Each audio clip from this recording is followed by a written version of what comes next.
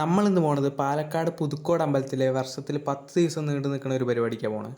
നമ്മൾ പോണ അമ്പലത്തിലെ സ്പെഷ്യൽ എന്താണെന്ന് വെച്ചാൽ അവിടുത്തെ ഉച്ചയ്ക്ക് കിട്ടുന്ന അന്നദാനമാണ് അവിടുത്തെ സ്പെഷ്യൽ. പക്ഷേ നമ്മൾ ഉച്ചയ്ക്കല്ല പോണത്, നമ്മൾ നൈറ്റാണ് പോണത്. നൈറ്റ് അവിടെ കുറച്ച് പരിപാടി കാര്യങ്ങളൊക്കെ ഉണ്ടായിരുന്നു പറഞ്ഞു. അപ്പോൾ നമ്മൾ അത് കാണാൻ വേണ്ടി പാലക്കാട് പുതുക്കോട് ശ്രീ അന്നപൂർണേശ്വരി അമ്പലം പറഞ്ഞാലാണ് കുറച്ച് പേർക്കൊക്കെ അറിയുള്ളൂ. അങ്ങനെ ഞങ്ങൾ അവിടെ എത്തി ബൈക്കും പാർക്ക് ചെയ്ത് പിന്നെ മെല്ലെ നടപ്പായി.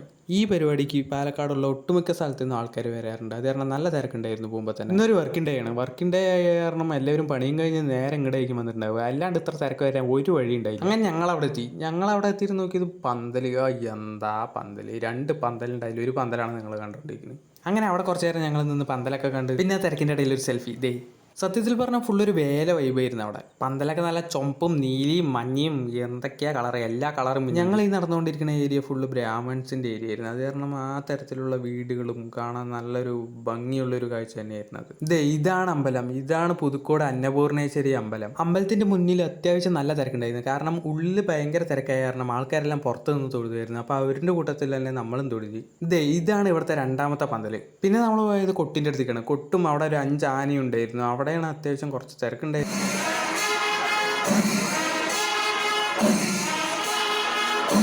പിന്നെ നമ്മൾ 2ാമത്തെ പന്തലിൻ്റെ അടുത്ത് പോയി. അതും അത്യാവശ്യം കുഴപ്പമൊന്നുമില്ല, നല്ല ചന്തമുണ്ടായിരുന്നു കാണാൻ.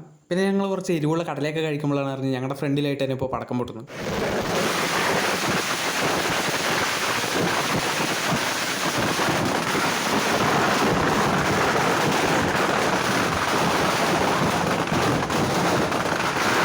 അവിടെ നിന്നത് അറിഞ്ഞുള്ളൂ. എല്ലാവരും പടക്കം പൊട്ടിയപ്പോൾ ബാക്കിലേക്ക് വലിഞ്ഞ് ഞങ്ങൾ അതിൻ്റെ ഇടയിൽ പെട്ട് തിങ്ങി ഞെരിഞ്ഞ് അവസാനം ഞങ്ങൾ ബാക്കിലെത്തി.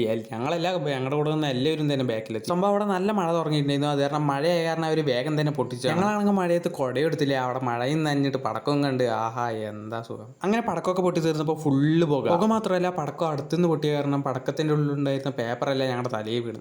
അങ്ങനെ എല്ലാ പരിപാടിയും കഴിഞ്ഞ് ഞങ്ങൾ ഒരു വശത്തിൽ കൂടെ നടന്നു. പടക്കം പൊട്ടി കഴിഞ്ഞപ്പോൾ ഞങ്ങൾ വന്ന വഴി നല്ല ബ്ലോക്കായിരുന്നു. അത് കാരണം ഞങ്ങൾ വേറൊരു വഴിയെ പിടിച്ച്. അങ്ങനെ അറിയാത്ത വഴി കൂടെ ഞങ്ങൾ കുറേ നടന്ന് അവസാനം ഞങ്ങൾ ബൈക്ക് കണ്ടുപിടിച്ച്.